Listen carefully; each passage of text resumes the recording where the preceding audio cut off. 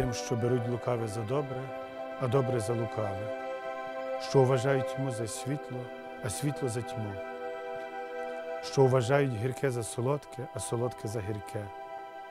Там, де затерлась границя між добром і злом, з конечності зникає всяка любов поміж людьми, а верх мусить брати самолюбіє.